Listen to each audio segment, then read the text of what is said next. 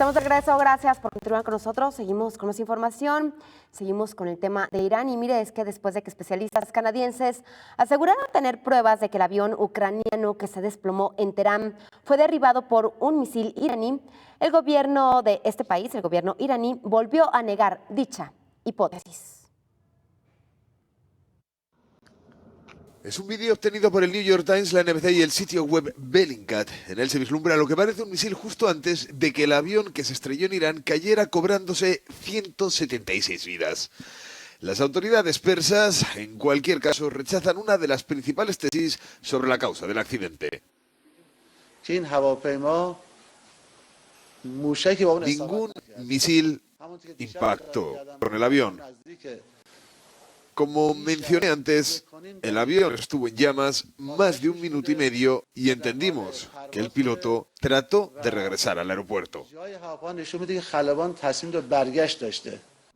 Teherán ha invitado a Boeing, fabricante del aparato, a participar en las investigaciones después de las acusaciones de países occidentales. Estas son imágenes sin verificar de la televisión estatal persa que muestran supuestamente a personal operando con las cajas negras del avión tras haber sido recuperadas. En condiciones normales tenemos la capacidad de leer los datos de la caja negra. Si por alguna razón la caja está dañada y por eso no podemos hacerlo, definitivamente pediremos ayuda a otros países, ya que es una forma muy común de hacerlo y ocurre en todas partes. El primer ministro de Canadá rechaza las alegaciones iraníes sobre la causa de la tragedia. Tenemos inteligencia de múltiples fuentes, incluyendo la de nuestros aliados y la nuestra propia. Las pruebas indican que el avión fue derribado por un misil iraní tierra-aire. Esto bien podría haber sido involuntario. El accidente se produjo en las proximidades del aeropuerto de Teherán poco después de que el régimen de los ayatolás atacara con misiles 2 bases de Estados Unidos en Irak tras el asesinato del comandante Qasem Soleimani. Para abordar esta situación saludamos con muchísimo gusto a nuestro colaborador Carlos Ramírez Powell. Carlos, ¿qué tal? Muy buenos días, bienvenido. Pues bueno, vaya semana que ha tenido Irán, ha llovido sobre mojado y pues bueno, acusaciones por parte de Occidente de que fueron ellos quienes derribaron este avión comercial ucraniano. Mira, tenemos una pausa ingrata, Cecilia, y muy triste en la temática de los conflictos del Medio Oriente por la lamentable pérdida de vidas inocentes en el siniestro del Boeing. Mira, las evidencias se acumulan y provisionalmente podemos decir que se trata de un derribamiento por cohetería antiaérea. Falta ver si se confirma esto. Y ahora que las autoridades iraníes han invitado a Boeing y a otras autoridades a revisar la evidencia, se va a poder aclarar el caso. Mientras tanto, tenemos varios puntos importantes que se han desarrollado en la historia del conflicto. Mira, desde el punto de vista de la Casa Blanca, este forcejeo con Irán se ha resuelto a su favor, pues en medio de la rebatida del juicio político en contra del presidente de los Estados Unidos, este ha podido demostrar, de acuerdo a la narrativa de los medios masivos de comunicación norteamericanos, que puede lidiar con una emergencia sin necesariamente llegar al más nefasto de los resultados, que sería una guerra abierta que habría puesto en emergencia y en caída en picada a los mercados financieros y energéticos mundiales. Recordemos los minutos posteriores a la andanada de cohetería iraní, antes de que se supiera la magnitud del ataque y se evaluaran los daños y la potencial pérdida de vidas humanas. Todos los indicadores bursátiles se fueron a pique y el petróleo tuvo un incremento del 5% en cuestión de minutos. Cuando se descubrió que el ataque había sido hecho como una demostración de buena puntería, evitando cuidadosamente los sitios en donde se pudiera infligir bajas humanas, con la cohetería que parece ser no contenía explosivos o por lo menos eran cargas mínimas, y también habiendo demostrado que la precisión del envío podía ser contada en decenas de metros, los iraníes pudieron lograr 2 objetivos. Mira, por un lado, satisfacer la demanda de retribución por la muerte de Soleimani de manera simbólica, llamándole una bofetada, pero más importante, dando aviso inmediato a los países del Golfo Pérsico que cualquiera de ellos que diera apoyo a la fuerza militar norteamericana sufriría un ataque de precisión contra sus objetivos estratégicos. En primer lugar, los campos petroleros y gaseros, por supuesto, y la industria del transporte y refinación, pero sin excluir a otros, incluyendo en el aviso que como primeros blancos se incluiría a Haifa, Israel, y Dubái, capital de Qatar, donde se encuentra la mayor base aérea norteamericana y desde donde despegó supuestamente el dron que ejecutó a Soleimani.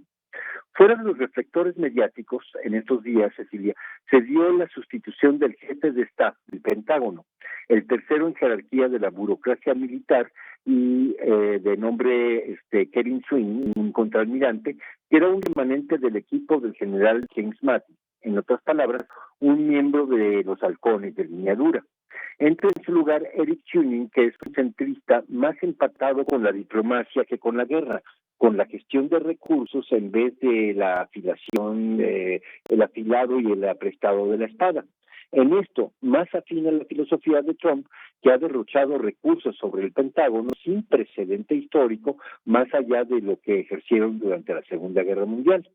Salen los halcones y entran políticos al rescate de la crítica situación al interior del Pentágono. El otro movimiento relevante es la reiterada insistencia de parte del primer ministro encargado del despacho iraquí, Adel Abdul-Mahdi, de pedirle al gobierno norteamericano un itinerario de retirada de las tropas norteamericanas de su territorio. Y mira, este es el saldo negativo para Donald Trump, que ve debilitada su postura contra Irán por esta presión.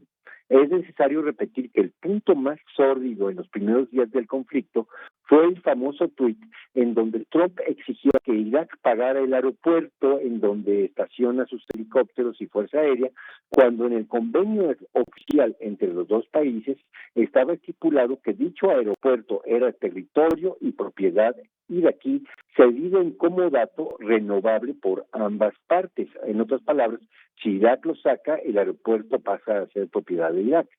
Y dentro de este sombrío panorama podemos dar un respiro de alivio, aunque sea temporal, pues todas las partes en conflicto pueden presumir logros y avances de sus posiciones y de su retórica en los respectivos bloques de apoyo que contienen. Por lo menos al día de hoy, los perdedores son los demócratas, que no pudieron articular una posición antiguerrerista, que fue antaño su punto de ganancia frente a los presidentes republicanos, pues han marginalizado a su voz más importante, la voz antiguerra, que es la demócrata Tulsi Gabbard. Nancy Pelosi, líder de la Cámara Baja, no extrae ninguna concesión del líder del Senado republicano en cuanto a las condiciones del potencial juicio político, que ahora sí, Nancy Pelosi no tiene más remedio que enviar este lunes o verse en riesgo de que el Senado la deseche incluso antes de que entre la petición. Y ahora nos quedamos en puntos suspensivos respecto a la próxima jugada que se dibuja como una especie de cuadrilátero. Las corruptelas de los demócratas en época de Obama favoreciendo a Irán, ese es 2 puntos. El papel del pivote de Ucrania como fuente de recursos, ya sea lícitos o ilícitos, para los demócratas, muy señaladamente el hijo de Joe Biden y el hijo de Nancy Pelosi. Otro punto relevante es que el régimen de sanciones a Irán, hay que recordarlo, equivale a un bloqueo económico total. Este tipo de medidas no lleva la etiqueta de guerra, pero sus consecuencias frecuentemente son más devastadoras. Y ya como punto de presión no han funcionado en el pasado, el tema siendo las centrifugadoras de uranio en Irán. Está por verse si van a funcionar ahora o si simplemente estrecharán la alianza de China y de Rusia con el gobierno de Rouhani en Irán y de Abdel Abdul-Mahdi en Irak. En estos puntos encubiertos avanzaremos en el análisis conforme se vaya desarrollando el plano político. Sin embargo, hay que puntualizarlo. Al interior de Estados Unidos, puntos favorables para Trump. Al interior de Irán, puntos favorables para el gobierno de Rouhani. Muchísimas gracias. Me quedé con varias preguntas sobre la mesa, pero ¿te parece si el lunes continuamos con este tema y pues bueno, con lo que vaya avanzando este fin de semana? Muchísimas gracias, te mandamos un abrazo enorme. Gracias, Steve. Muchísimas gracias a nuestro colaborador Carlos Ramírez Powell y también muchísimas gracias a usted por el favor de su atención. Soy Cecilia Saldaña, nos vemos el lunes aquí en Señal Global.